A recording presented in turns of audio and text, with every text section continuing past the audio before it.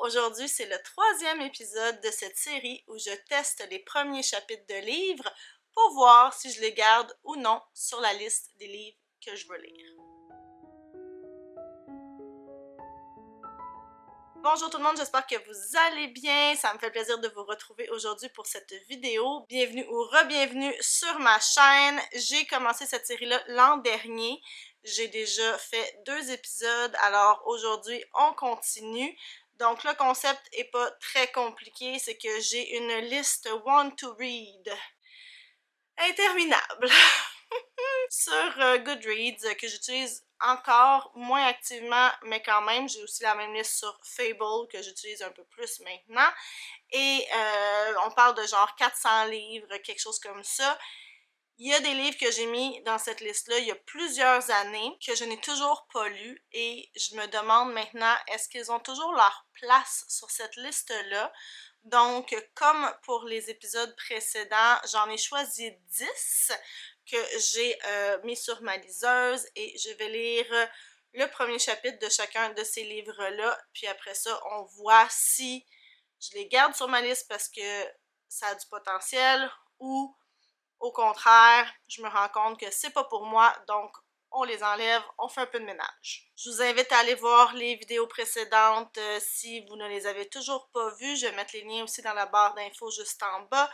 Dans la première vidéo, j'avais gardé, je pense, 6 livres. Dans la seconde, seulement 4 ou 5. Donc, on fait du ménage, ça fonctionne. Et avant que je commence officiellement, je vous rappelle que, comme d'habitude, toutes les informations sur les livres que je mentionne vont se retrouver dans la barre d'infos juste en bas, ainsi que toutes les informations pour venir me rejoindre sur les réseaux sociaux. J'en profite également pour vous demander de commenter, faire un petit pouce en l'air ou encore vous abonner si le cœur vous en dit. Ça coûte rien et ça fait très plaisir. Et ça m'aiderait à atteindre mon objectif de 1000 abonnés un jour. Je suis pas très loin, là, je pense que je suis à 950. Allons-y pour le premier livre.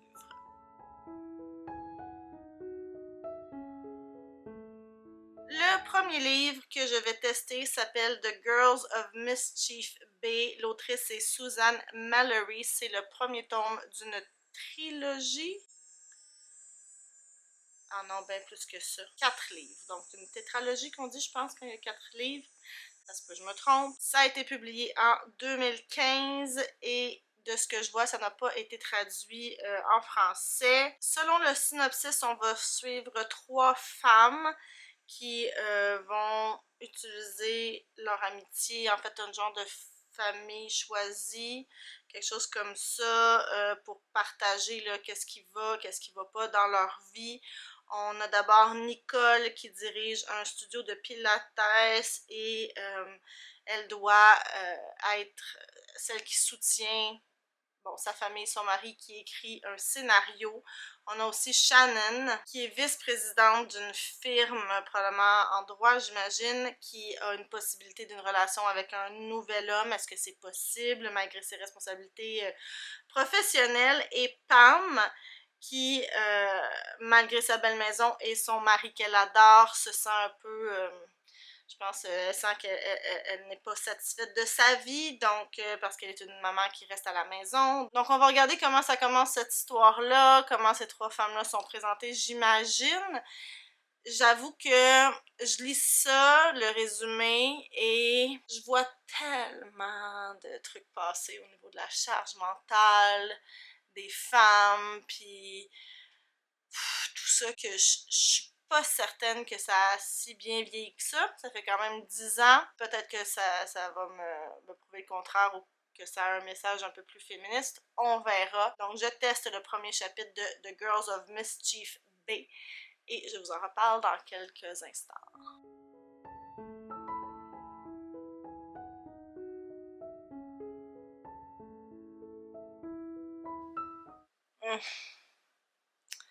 Je suis embêtée. Je pense qu'il va y avoir certainement une espèce de filigrane un peu plus féministe, mais je suis pas sûre. Donc là, on est avec les 3 femmes, Nicole, Pam et l'autre, c'est quoi son nom? Shannon. Shannon et Pam sont des habitués du studio de pilates de Nicole qui leur donne d'habitude un cours.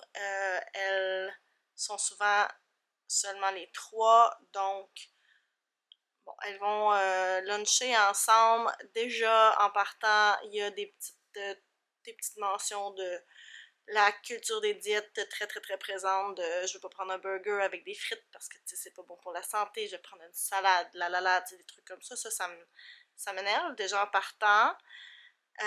Par contre, je vois quand même que déjà en partant, Shannon et Pam sont toutes les deux très critiques du mari de Nicole qui a décidé, sans l'avertir, un jour, de quitter son emploi parce qu'il rêve de devenir scénariste et de surfer. Ils sont à Los Angeles, donc elle se retrouve à être celle qui doit gagner les sous pour soutenir sa famille, payer les factures, mais il n'a pas l'air de faire grand-chose autre que d'écrire son scénario supposé. Donc elle fait tout, elle gère leur fils et tout ça, et les deux autres femmes le trouve bien niaiseux, ce gars-là, puis je sais pas trop. Je suis pas assez emballée. De toute évidence, je suis pas assez emballée. Il y a beaucoup, beaucoup d'autres livres sur ma liste. Ce sera donc un non pour moi, puis si un jour j'y repense, puis que je me dis que j'ai envie d'essayer, ben, écoute, je le reprendrai, hein, mais pour l'instant, on l'élimine.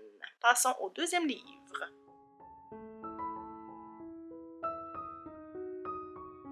Le deuxième livre, c'est Unraveling Oliver de Liz Nugent. Ça a été publié en 2017. Et le titre français est Oliver ou la fabrique d'un manipulateur.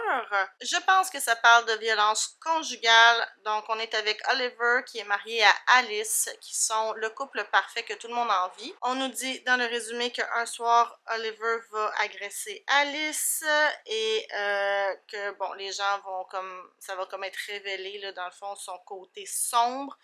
Et ça serait Oliver qui nous raconte son histoire. Donc, c'est un suspense psychologique qui va, dans le fond, derrière la façade d'un homme très violent, probablement très narcissique aussi, on le qualifie de monstre dans le résumé. Est-ce que j'ai envie de lire ça?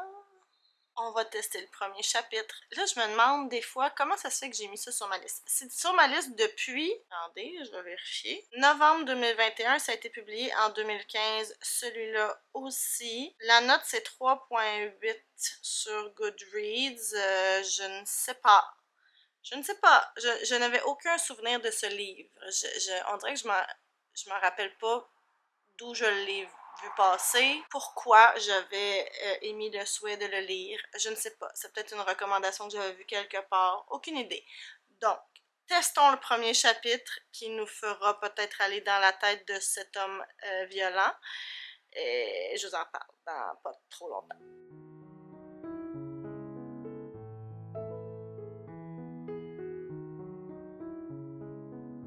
Le premier chapitre de Unraveling Oliver est lu.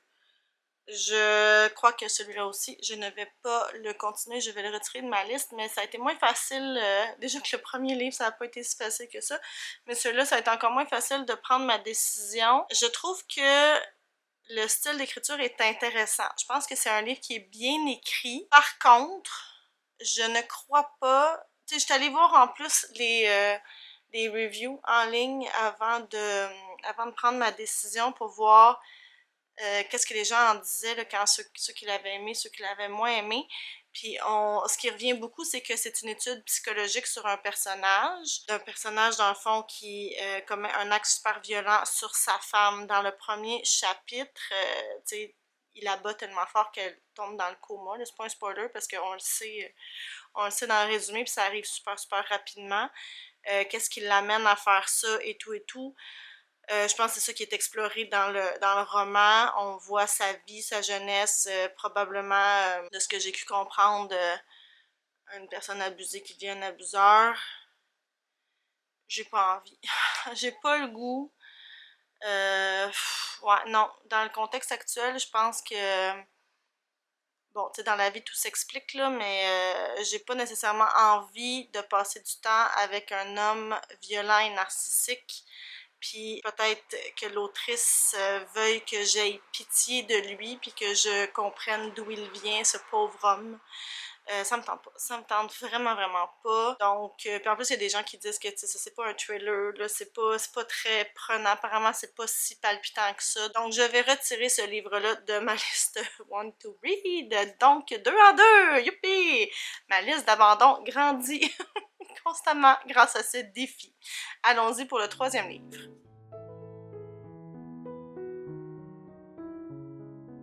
Le prochain livre est The Chalkman de C.J. Tudor. Ça a été traduit en français sous le titre L'Homme craie. C'est paru en 2016, si je me trompe pas. Non, 2018, pardon. Je l'ai mis sur ma liste en 2019. C'est un thriller, encore une fois.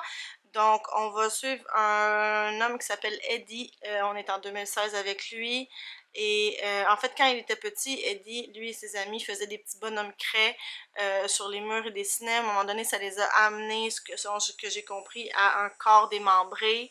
Et puis là, on saute dans le présent, puis lui et ses amis reçoivent des lettres avec le petit bonhomme en craie dessiné qui va les forcer à trouver ce qui s'est passé exactement là, à l'époque. Donc, en plus,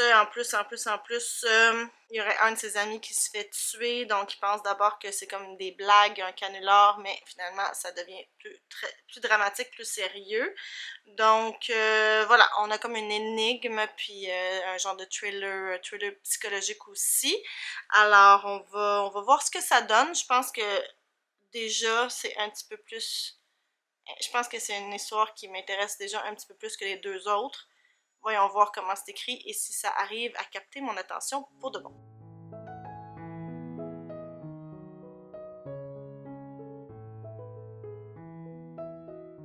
J'ai fini de lire les premiers chapitres de The Chalkman. J'ai dit les premiers chapitres parce qu'en fait, il y a un prologue. Ensuite, il y a un très court premier chapitre, genre 2 pages. Puis ensuite, il y a un vrai chapitre, donc je me suis dit, je vais lire au moins le vrai chapitre là, pour voir un peu qu'est-ce que ça donne, de quoi ça a l'air, pour me donner vraiment une idée, là, parce que sinon c'est très court. Je dois dire que le prologue et le vrai premier chapitre de 2 pages, très intriguant, on nous donne un petit peu d'informations, mais c'est encore flou, mais des trucs surprenants déjà, dès le début. Donc, ouais, ça m'intéresse. On est avec Eddie qui doit avoir peut-être une douzaine d'années. Il est en Angleterre, il est dans une petite ville, il a sa bande d'amis. Et on est en 1986, donc ça a une espèce de petite vibe vintage aussi, là, genre Stranger Things. Et comment ça commence, c'est que Eddie et ses amis vont aller à une fête foraine qui est arrivée dans leur ville, donc ils sont, je sais pas, 5 peut-être. Et Eddie va être séparé d'eux pour une raison, puis il va avoir un accident avec un des manèges. Une jeune femme va être blessée, puis il va y avoir un homme qui va l'aider, puis Eddie aussi va l'aider, donc ils vont sauver cette jeune femme-là. Cet homme-là, c'est un de ses enseignants, en fait. Puis là, tout ce qu'on sait, c'est qu'il est étrange. On voit un peu les amis de Eddie sont comment, cette bande de jeunes ados, pré-ados, là, qui sont un peu dans l'émancipation, de se faire leur personnalité, donc ils ont tout un peu leur façon d'être. Pour vrai, ça m'intrigue. J'avais envie de continuer, fait que je pense que c'est bon signe. Alors, je vais laisser The Chalkman sur ma liste. Je pense que ça peut être intéressant. Alors, je vous en reparlerai peut-être éventuellement quand je l'aurai lu. Là, je suis en train de me dire qu'il faudrait vraiment, en fait, là, tu sais, que je fasse éventuellement bientôt un vlog lecture où je lis ces livres-là que je tente et que je décide de garder. Parce que sinon, est-ce que je vais les lire un jour? Hi là là, à date, j'en ai pas lu un au complet. C'est pas vrai, j'ai lu The Secret Life of Bees. J'ai commencé Orphan Train, mais on dirait que je le finis jamais. C'est pas un livre qui m'a finalement tellement prise, fait que je le prends par petits bouts, puis c'est correct comme ça, je pense aussi. Mais bon, je pense qu'un vlog lecture serait approprié. Vous me direz si c'est quelque chose qui vous tente. Allons-y pour le 4e livre.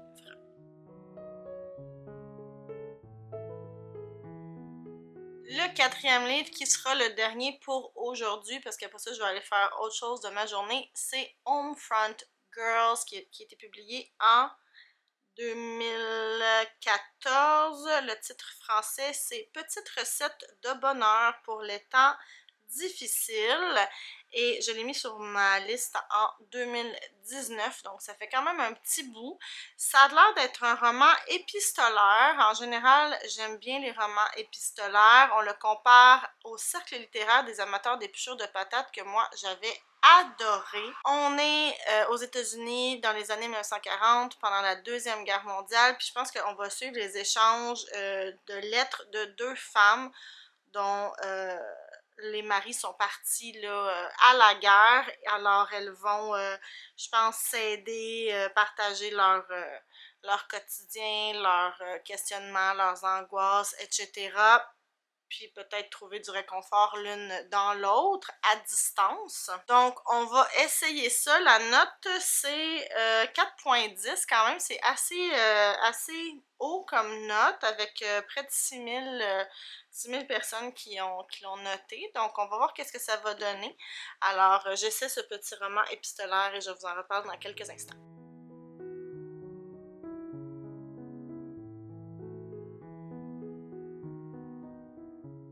Je me dépêche de faire un update parce que je pense qu'il y a un tracteur qui s'en vient et ça va faire du bruit. Donc, j'ai fini le premier chapitre de Homefront Girls. Pour l'instant, ce n'est pas un roman épistolaire. J'imagine que ça va venir plus tard. On est avec une famille, les Smythe, qui habite, je pense, sur la côte est. On est avec une jeune demoiselle qui s'appelle Annabelle, qui a 18 ans, 17-18 ans, qui est très, très, très gâtée, pourrie, qui a toujours eu tout ce qu'elle voulait dans la vie parce que son père est un homme d'affaires. Bon, ils ont de l'argent, mais là, c'est la guerre. On est en 1939. Les États-Unis vont entrer en guerre éventuellement. Puis là, il y a le pétrole est rationné, les vêtements, le tissu, bon, la nourriture, etc.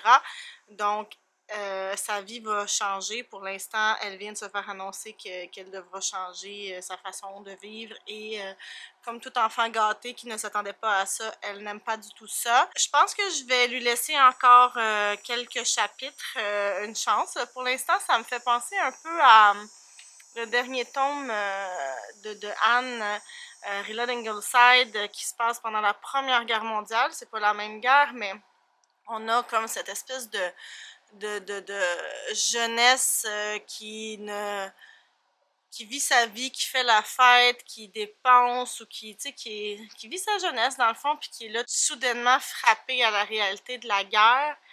Donc, je pense que ça peut être intéressant. On va voir où ça va aller. L'écriture, pour l'instant, me paraît un peu simple. Je ne sais pas si les personnages vont être assez développés à mon goût, mais je suis pas prête à le retirer de ma liste pour l'instant. Alors, je vais le laisser là, puis quand j'aurai peut-être une catégorie, là, justement, là, de soit Deuxième Guerre mondiale ou roman épistolaire à combler dans un défi, je pourrais le mettre, hein, peut-être. Donc voilà, alors pour aujourd'hui, ça fait le tour des 4 livres que je voulais essayer. Je vous reviens très bientôt, en fait immédiatement pour vous, avec le 5e livre.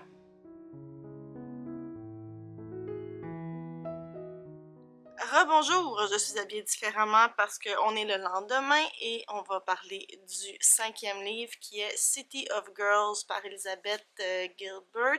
C'est l'autrice de Manche Prix M. Ça a été traduit en français sous le titre Au bonheur des filles. C'est paru en 2019, puis je pense que je l'ai mis sur ma liste Want to Read en 2020. Celui-là aussi il se passe dans les années 1940 aux États-Unis, mais à New York, on va suivre Viviane qui a 19 ans, qui veut faire carrière dans le domaine artistique. Donc, elle va aller à New York. Elle a une tante qui a un théâtre à Times Square. Puis bon, c'est ça, c'est la fête, la liberté, l'exubérance. Elle va se faire une amie qui est une showgirl. Donc, je pense que c'est la découverte de ce monde-là. On parle d'un faux pas qui fera chavirer Viviane. Donc, on va voir qu'est-ce que ça donne. Moi, je suis de celles qui avaient beaucoup aimé Manche Prix M. Alors, je sais pas, ce livre-là, ça fait quand même longtemps que je le regarde. Je suis toujours indécise parce que je pense qu'il y a une partie de moi qui pourrait l'aimer. La note, c'est 4.04 sur Goodreads, je pense. Ça semble être assez apprécié en général. Par contre, les personnes qui sont amies avec moi sur Goodreads semblent pas non plus avoir tant trippé. Beaucoup de 3, genre. Fait que je sais pas trop là, quoi faire avec ce livre-là. Donc, c'est pour ça que je le mets à l'essai ici. C'est ce genre de livre-là parfait que je me dis, hey, il m'intéresse-tu vraiment ou pas? Donc, essayons City of Girls, puis je vous en reparle dans quelques instants.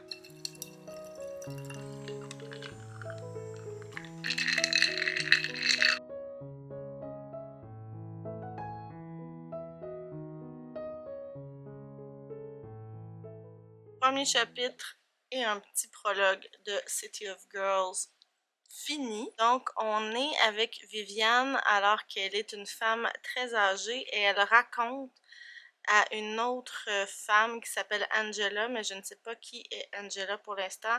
Tout ce qu'on sait, c'est que le père d'Angela et Viviane se sont connus, qu'est-ce qu'ils ont été l'un pour l'autre. Encore une fois, c'est pas précisé pour l'instant. Et donc, Viviane raconte sa vie, sa jeunesse. Justement, je pense que le but, c'est qu'elle raconte à Angela quel était son lien avec son père à elle. Donc, on commence à peine à la connaître, Viviane, cette jeune Viviane en 1940 qui a 19 ans, qui aime la mode, elle aime créer, coudre des vêtements. Et elle vient d'être expulsée du collège où elle allait. Puis là, ses parents qui savent plus trop quoi faire avec elle décident de l'envoyer chez sa tante à New York. Je pense que c'est une jeune femme exubérante un peu peut-être, qui est très curieuse. C'est certain qu'elle va se mettre les pieds dans les plats à New York. Maintenant, est-ce que je veux continuer? En fait, je pense que je vais le garder sur ma liste parce que ça s'est lu facilement. Au début, j'étais pas trop sûre parce que je me disais, oh, peut-être que ça va être une autre histoire trop semblable à l'autre.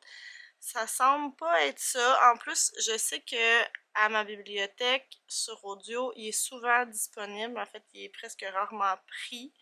Je l'ai souvent vu passer, donc je me dis que ça pourrait être une option de livre audio quand j'en attends d'autres. Des fois, j'ai des réservations de livres audio qui durent des mois et des mois. Donc, pendant ce temps-là, peut-être ça pourrait être un genre de filler. Puis au pire, si rendu à un tiers ou la moitié ou peu importe, je me rends compte que finalement, si ça me plaît pas tant, ben il sera toujours temps de l'abandonner à ce moment-là. Pour l'instant, ça m'a assez plu puis assez intéressé pour que je le garde sur ma liste. Alors, passons au 6e livre.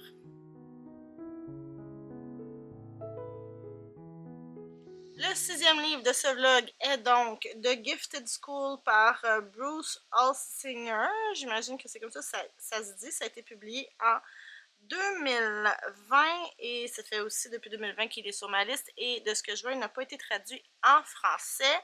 The Gifted School, c'est l'histoire de 4 familles au Colorado qui veulent que leurs enfants entrent dans une école prestigieuse, donc une école exclusive où c'est pas facile de rentrer. C'est des familles ambitieuses.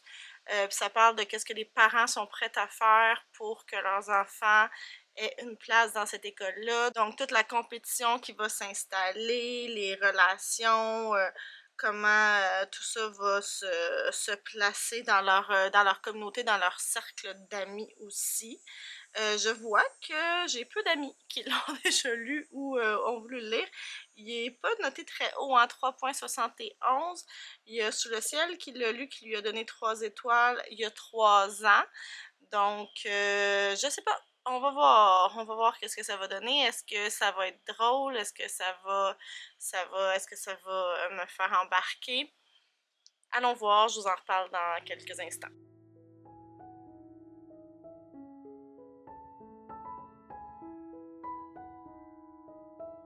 Bon, ben, The Gifted School, je pense que je vais laisser faire. Je pense que c'est pas un livre pour moi. Je n'ai pas d'enfant. Je pense qu'on va beaucoup être autour de la réalité des parents, puis de ce qu'ils veulent pour leur enfant, puis tout ça.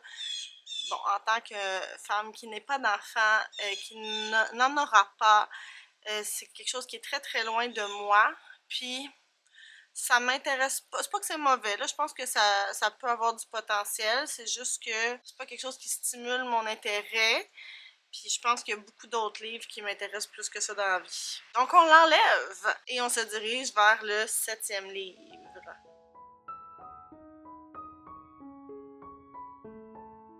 Bonjour, nous sommes plusieurs semaines plus tard pour parler du 7e livre qui est The Inn at Eagle Point de Cheryl Woods. C'est le premier tome d'une série qui s'appelle Chesapeake Shores. De ce que je comprends, ça n'a pas de traduction en français. Ça a été publié en 2009. Et il est sur ma liste de Want to Read depuis 2014. 11 ans. Et là là. Ça me semble avoir comme synopsis un scénario digne des films Hallmark. On parle d'une jeune femme qui n'a pas mis les pieds dans son village natal, qui est comme le village qui a été fondé par sa famille depuis des années et qui là reçoit un appel de sa sœur pour aller rénover l'auberge, le Eagle Point Inn, qui a besoin de travaux et qui pourrait aussi être vendu. Là. En tout cas, bref, ça semble être vraiment un scénario comme ça. C'est le genre de roman qui pourrait me plaire si les personnages sont un peu quirky à la... les livres de Debbie Johnson là, que j'avais vraiment beaucoup aimé, là, de Comfort Food Café en Angleterre. Donc, ça pourrait avoir du potentiel parce que c'est le genre de truc, tu sais, small town vibe, ça pourrait me plaire. Faut que ça soit fait de la bonne façon. Puis là, je me dis 2014, est-ce que ça a bien vieilli? Donc, on teste le premier chapitre de The Inn at Eagle Point et je vous en reparle dans quelques instants.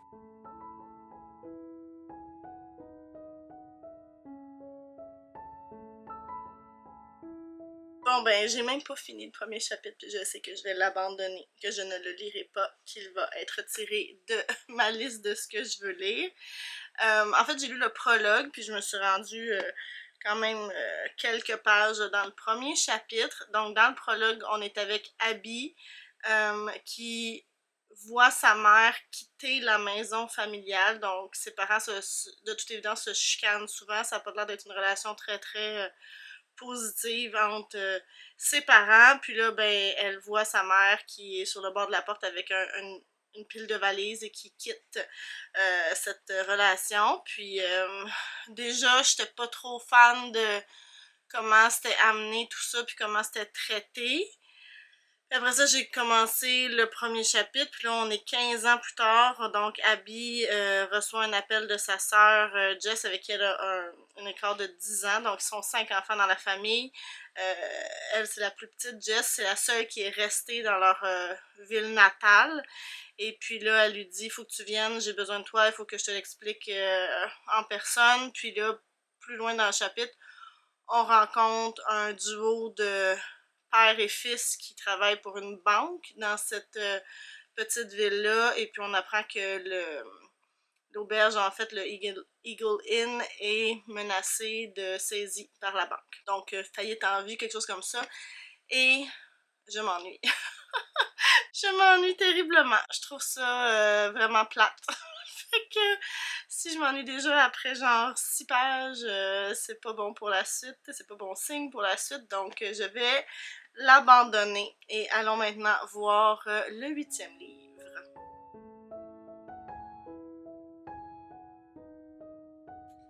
Le prochain livre est donc Mikey 7 de Edward Ashton, qui a été publié en 2022. C'est quand même pas mal plus récent. Ça a été publié en anglais sous St. Martin's Press et il y a une édition en français sous le même titre. Moi, je l'ai mis sur ma pile à lire il y a un peu plus d'un an, donc c'est un des livres les plus récents là, que je teste dans cette série de vidéos-là jusqu'à maintenant, mais en fait c'est parce que je me questionne beaucoup parce que la note semble diminuer constamment. C'est 3,78 la note d'appréciation sur Goodreads en ce moment, mais je suis vraiment pas sûre, fait que j'avais envie de le tester maintenant pour ne pas le traîner comme certains autres que j'ai traînés pendant plusieurs années. On est donc dans un monde de science-fiction où il y a des clones ou quelque chose comme ça, donc Mikey 7, c'est, on appelle ça un consommable, donc c'est une entité, j'imagine humanoïde, qui est utilisée pour faire des tâches dangereuses, puis là, ben, si jamais le Mikey meurt, ben c'est pas grave, on en régénère un autre. Donc là, on a Mikey qui est la 7e version donc de cette entité-là, qui va faire un travail, puis il va mourir. Ben en fait, être présumé mort, comme disparaître et être présumé mort. Alors, il va y avoir un Mikey 8 qui va, Mikey 8 qui va apparaître. Et puis là, ben, ils peuvent pas avoir 2 Mikey en même temps, donc ça marche pas. Donc, c'est un peu ça la prémisse. Ça me semble quand même intriguant. J'ai lu quand même pas mal de science-fiction aussi cette année. Est-ce que ça pourrait être gagnant pour moi? Allons voir.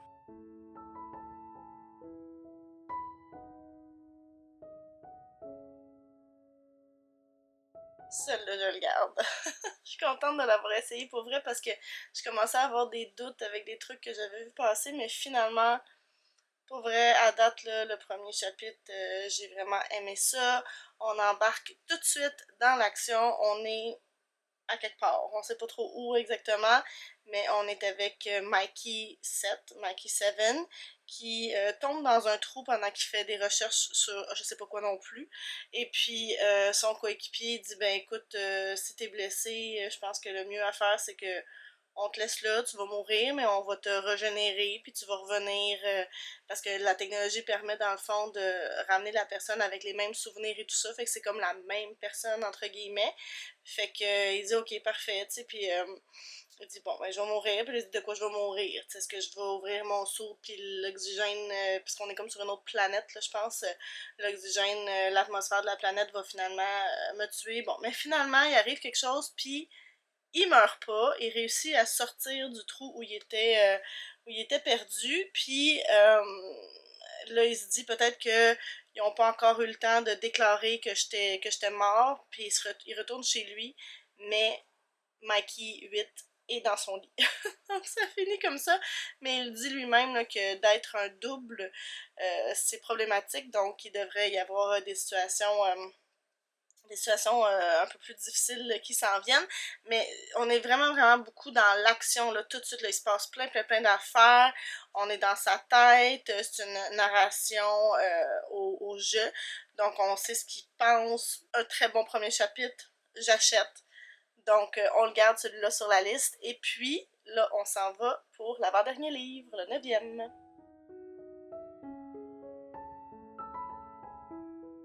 Donc, ce 9e et avant-dernier livre, c'est The Giver of Stars par Jojo Moyes, qui a été traduit en français par Le vent nous portera. Ça a été publié en 2019 et moi, ça fait au moins 5 ans qu'il est sur ma liste, donc peu après sa publication.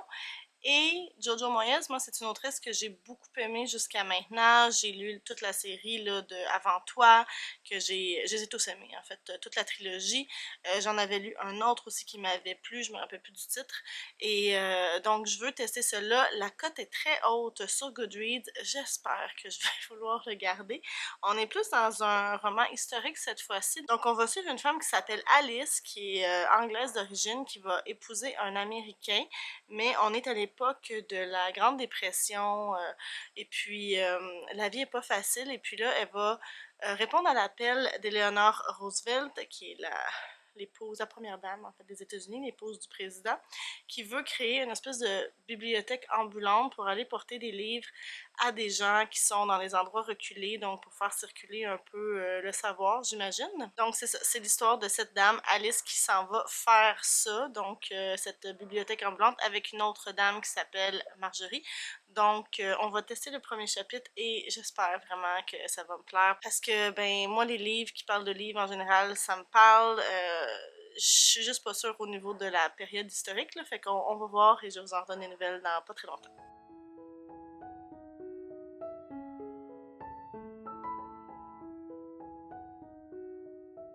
Bon, ben, un autre que je vais garder sur ma liste. Premièrement, je trouve toujours que Jojo Moyes écrit vraiment bien. Puis, comment ça se dessine, je suis pas mal certaine que la psychologie des personnages va être développée d'une façon qui va me satisfaire. Donc, on va le garder. Donc, il y a eu un prologue, puis il y a eu un chapitre. C'est souvent le cas. Ça fait plusieurs livres que je teste dans cette vidéo-ci où il y a des prologues puis des chapitres. ça fait un peu plus long à lire pour tester, mais bon, c'est pas grave. Donc, on suit Alice, qui est une jeune femme qui semble avoir un peu un esprit rebelle. Donc, chez elle en Angleterre, ses parents ont dû comme la confiner un peu à la maison parce que c'est ça, elle suivait pas nécessairement les consignes, vivait pas nécessairement de la manière que la société lui demandait de vivre. On est donc dans les années fin 1920, début 1930, j'imagine, si on est près de la dépression. Et puis Alice, qui s'ennuyait donc dans sa vie en Angleterre, a rencontré Bennett, qui est un très bel Américain avec une mâchoire carrée, blond, et qui vient du sud des États-Unis. Ils sont tombés amoureux, je pense, un peu un genre de coup de foudre, mais sans vraiment se connaître. Et puis, ils se sont mariés rapidement, puis elle est allée vivre avec lui au Kentucky et elle réalise qu'elle habite dans une toute petite ville, dans un petit village au fin fond du Kentucky et elle réalise qu'elle a changé une cage pour une autre, donc elle s'ennuie beaucoup. Puis là, il y a cette initiative-là qui arrive d'une bibliothèque ambulante pour rejoindre les personnes plus éloignées, pour faire la promotion de la littératie, dans le fond, là, pour les personnes plus vulnérables, qui encore des fois, ça existe de nos jours.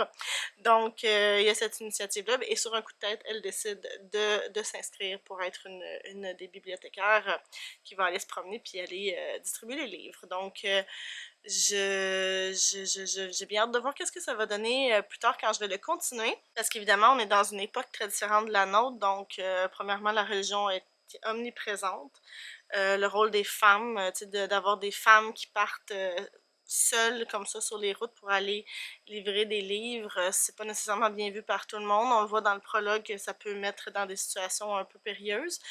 Donc, tout ça mis ensemble, j'ai hâte de voir qu'est-ce que ça va donner. Je le garde. Et maintenant, on va aller voir ce que ça dit pour le 10e et dernier livre de cette vidéo.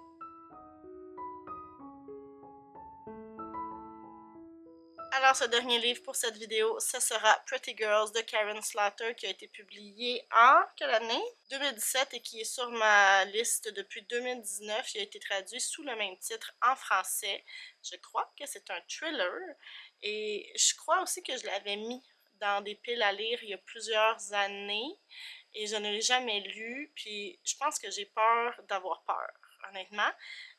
Donc, c'est quoi l'histoire? Donc, on a une jeune fille, une jeune adolescente de 16 ans qui s'appelait Julia, qui a disparu sans laisser de traces. Et puis là, on est plusieurs années plus tard, 20 ans en fait plus tard, et il y a ces deux sœurs qui s'appellent Claire et Lydia, qui, elles, sont toujours là et qui se détestent. Elles ne se parlent plus, parce que dans le fond, la dispersion de leur sœur, ça a vraiment été une tragédie, ça anéanti leur famille, donc on est un peu là-dedans au début. Puis là, après ça, il y a une autre adolescente qui disparaît et le mari de Claire meurt, et puis là, peut-être qu'il y aurait un lien avec ce qui s'est passé dans leur famille il y a 20 ans. On parle de spirale sanglante. Donc, qu'est-ce que c'est pour moi? Je ne sais pas. Ça semble être thriller, peut-être horreur, peut-être pas de l'horreur, mais du thriller sombre. Peut-être un peu gore. En tout cas, je sais pas. On va voir. C'est-tu mon genre? Je sais pas. C'est-tu trop pour moi? Peut-être. Allons le tester.